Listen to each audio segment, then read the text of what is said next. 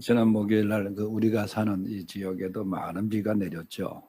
그런데 그 가슴 아픈 일이 부산에서 발생했는데, 부산도 이 폭우가 쏟아져 가지고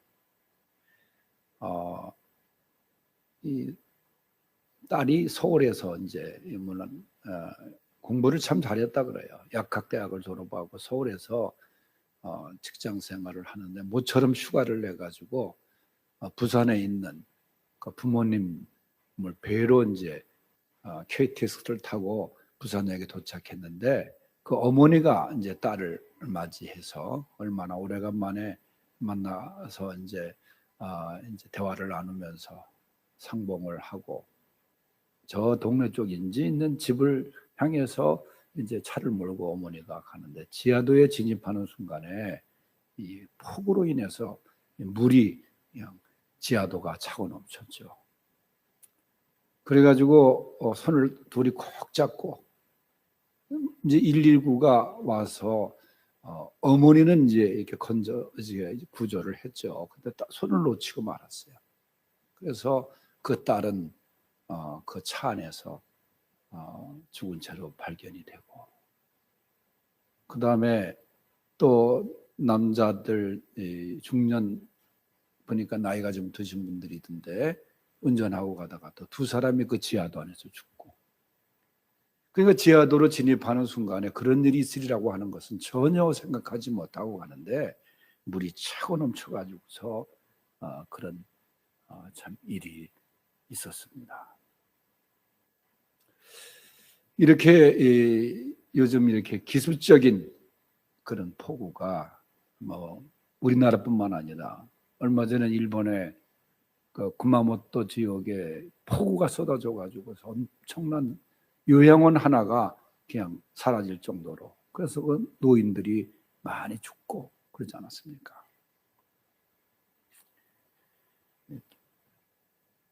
또 심각한 그 문제의 나라가 지금 중국입니다. 중국이 세계 최대의 수력발전소가 샨샤댐이라고 하는 댐이 거기 있죠.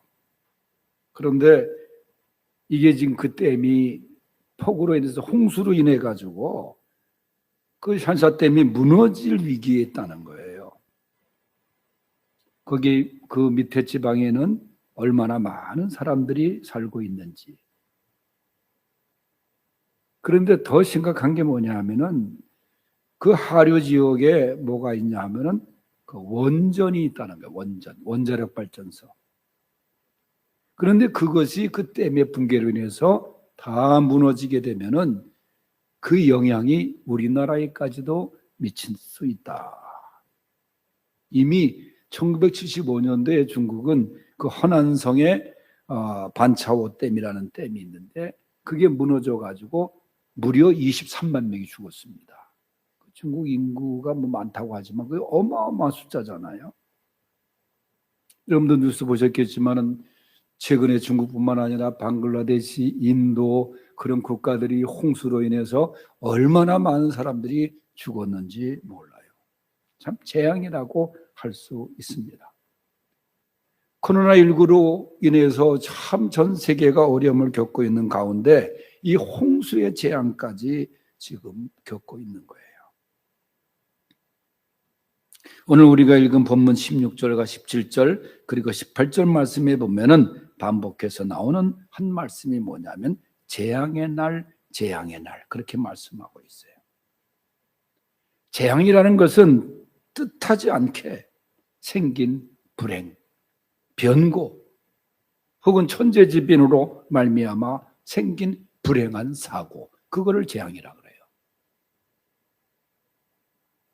그러나 오늘 본문에 이 재앙을 말할 때 그것을 하나님의 심판으로 말씀하고 있습니다. 하나님의 심판을 의미할 때 재앙이라는 말씀을 써요. 제가 코로나19가 하나님의 심판이라, 대홍수가 하나님의 심판이라 그렇게 말하는 건 아니지만은, 사랑의 하나님은 공의의 하나님, 심판의 하나님이시라는 거예요. 하나님은 참고 참으시다가 결국은 심판하시는 하나님 아닙니까?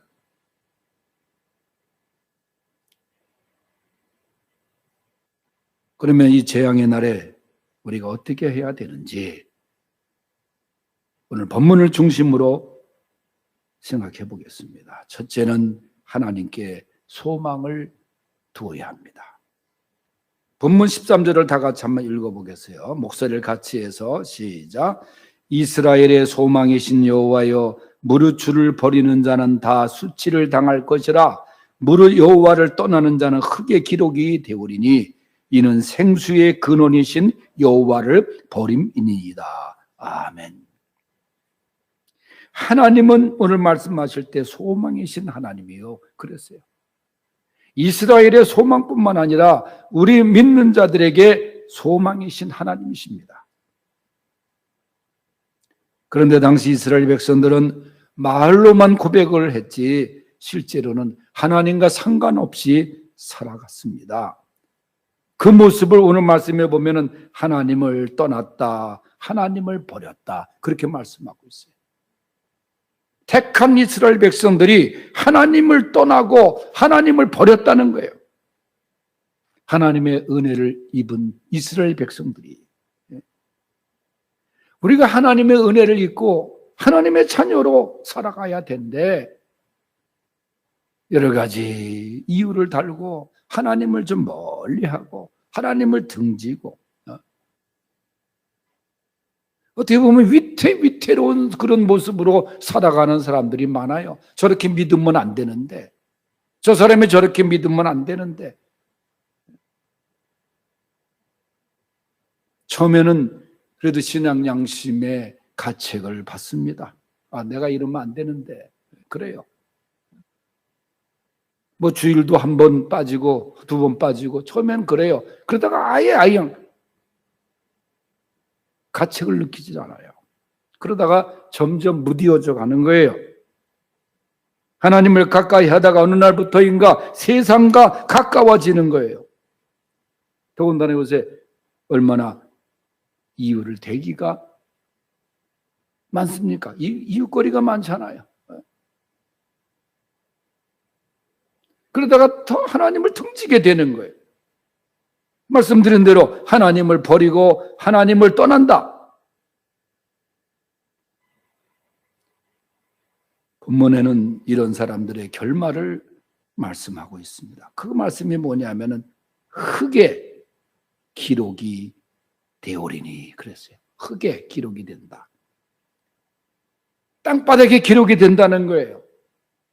여러분 그 이름이 기록이 된 책은 요한계시록에 보면 생명책이라는 책이 있잖아요. 생명책에 이름이 기록된 자는 바로 하나님의 구원에 참여할 자 아닙니까? 그런데 흙에 이름이 기록된다는 뜻이 뭐예요? 흙은 짓밟히고 우물도 쏟아지고 갈아 뒤엎어버리는 일을 당하는 것처럼 하나님을 멀리하고 하나님을 등지고 하나님께 소망을 두지 아니하고 세상에 소망을 두고 살면 그런 수치를 당하게 된다. 그런 뜻입니다. 그러므로 우리는 하나님보다 세상을 좋아해서는 안 된다는 거예요. 여러분 창세기의 롯의 아내의 경우를 생각해 보세요. 세상을 향하여 자꾸만 뒤를 돌아보다가 결국 소금기둥이 되지 않습니까? 누가복음 15장에 보면은 유명한 탕자의 비유가 나오잖아요. 탕자가 여러분 뭐가 부족한 게 있었겠어요? 아버지 안에 진정한 평안이 있고 거기에 부가 있고 자유가 있고 했는데 그거를 감사하지 않았어요. 그거를 깨닫지 못했어요. 그래서 아버지를 등집니다. 그 아버지가 누구예요? 하나님을 의미하잖아요. 그리고 미리 재산을 타가지고 유산을 가지고 먼 나라에 가요. 거기까지는 뭐 그럴 수 있다고 생각하는데 거기서 허랑방탕했다 그랬어요. 성경은. 허랑방탕이라는 건 뭐냐면 모든 기차가 레일을 벗어난 것처럼 그렇게 탈선해서 살았다는 거예요. 나중에 그의 종국은 어떻습니까? 다 비참한 신세가 돼가지고 돼지 우리에 가가지고 돼지 먹는 먹이로 배고파서 먹으려고 했던 그런 신세가 되는 거예요. 하나님을 등지면은 모든 것을 등지게 되는 거예요. 뭐 처음에 잘 되는 것 같은 착각도 할 수 있어요. 그러나 결국은 여러분, 결국은 망하는 거예요. 하나님이 나의 소망이십니다. 하나님께 소망을 두어야 되는 거예요. 소망을 어디에 두느냐에 따라 인생이 좌우되는 겁니다. 하나님께 소망을 두는 사람은 때로 현실이나 그 문제 또 환경 때문에 물론 힘들지만은 좌절하지 않습니다. 왜냐? 소망은 항상 미래적이고 긍정적인 그런 사건이에요. 하나님께 소망을 두는 사람은 오늘 때문에 절망하거나 삶을 포기하지 않습니다. 고난이 와도 하나님께 소망을 두고 살아갑니다.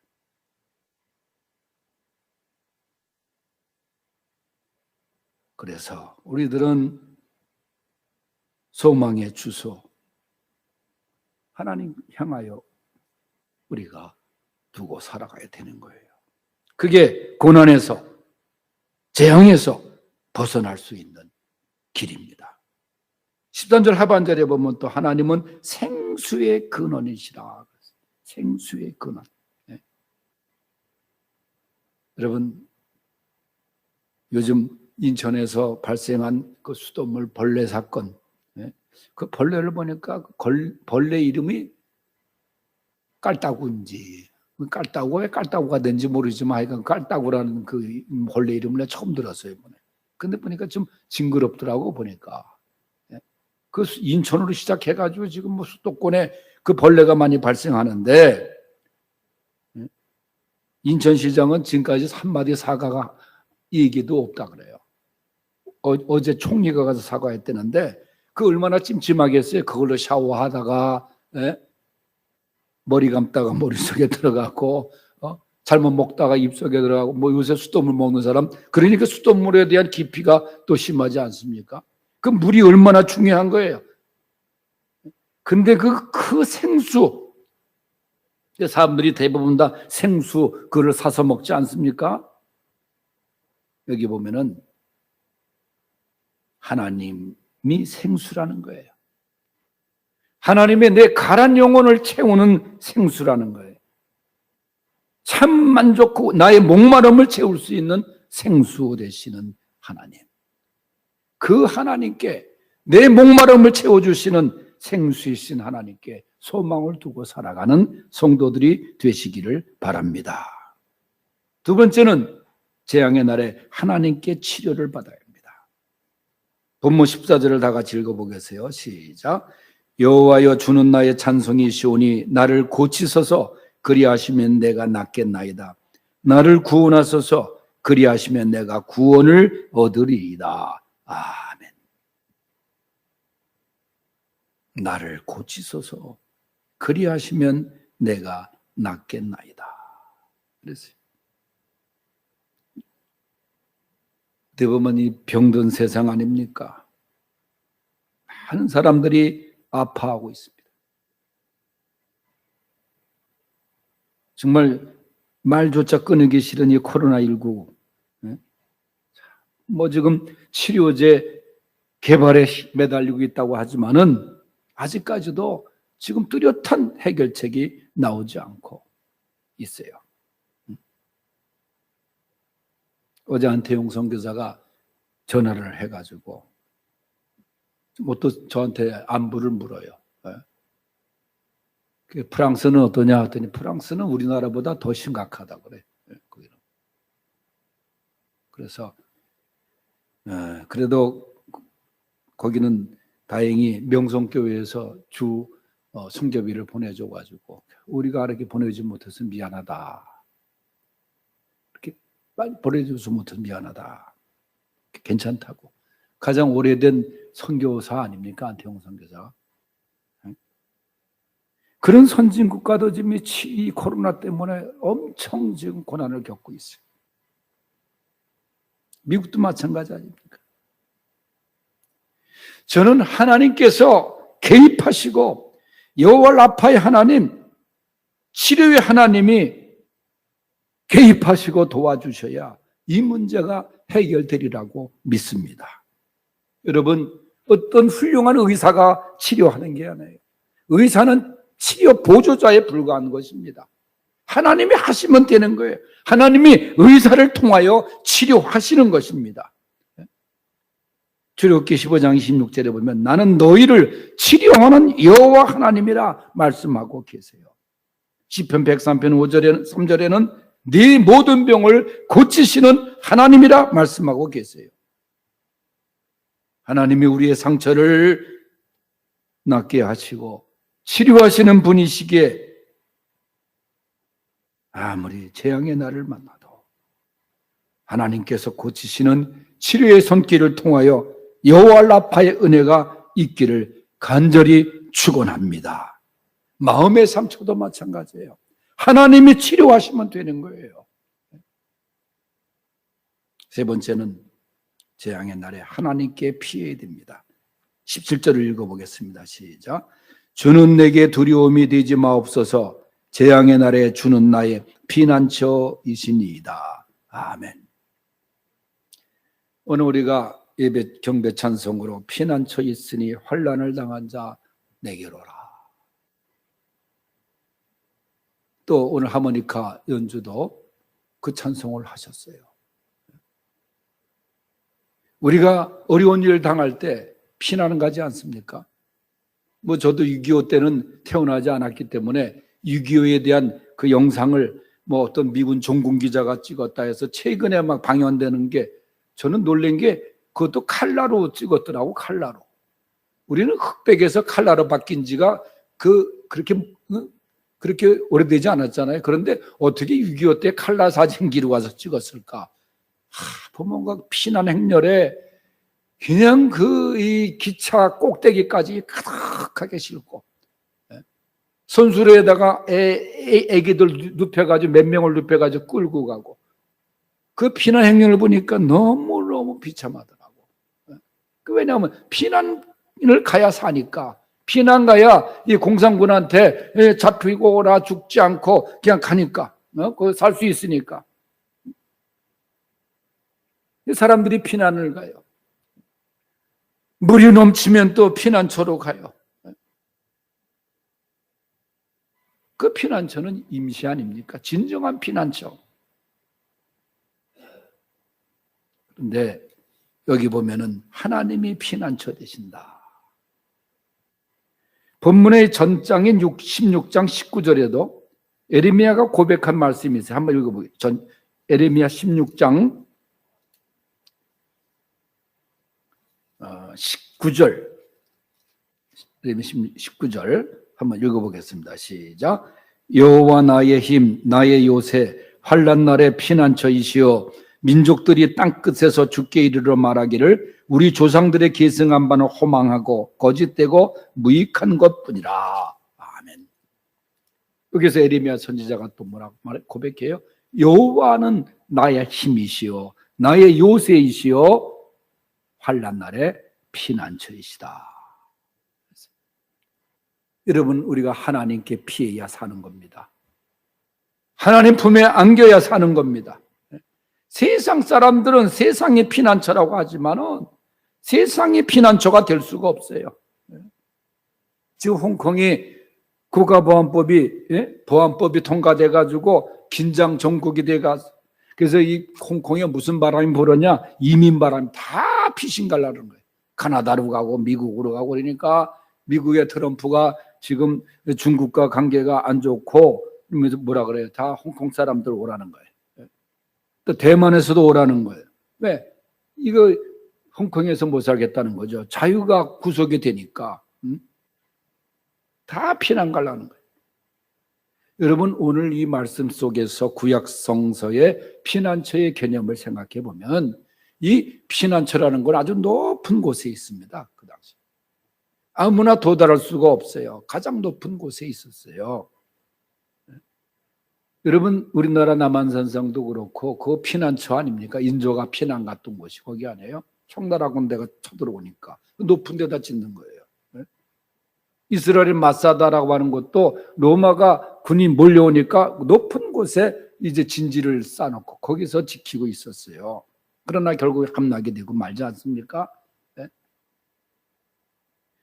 에레미야나 다윗과 같은 시편에 피난처를 얘기했던 그런 신앙의 위인들이 그 피난처라는 것을 단순히 그 높은 지리적 위치를 보지 않고 그것은 하나님 자신으로 보는 거예요. 하나님께서 피난처가 되신다. 우리가 고난당할 때, 참 힘들 때 살 길이 하나님께 피하는 거예요. 하나님께 돌아가 하나님 품에 안기는 거예요. 아까 말씀드린 대로 탕자가 아버지 품에 안길 때 진정한 거기에 평안과 살 길이 있었던 거 아닙니까? 하나님께 돌아가는 것이, 하나님 아버지 품에 안기는 것이 진정한 살 길이에요. 거기에 피난이 진정한 피난처예요. 힘들고 어려운 삶을 사는 우리들, 하나님께 피난처를 삼고 나갈 수 있는 성도들 되시기를 바랍니다.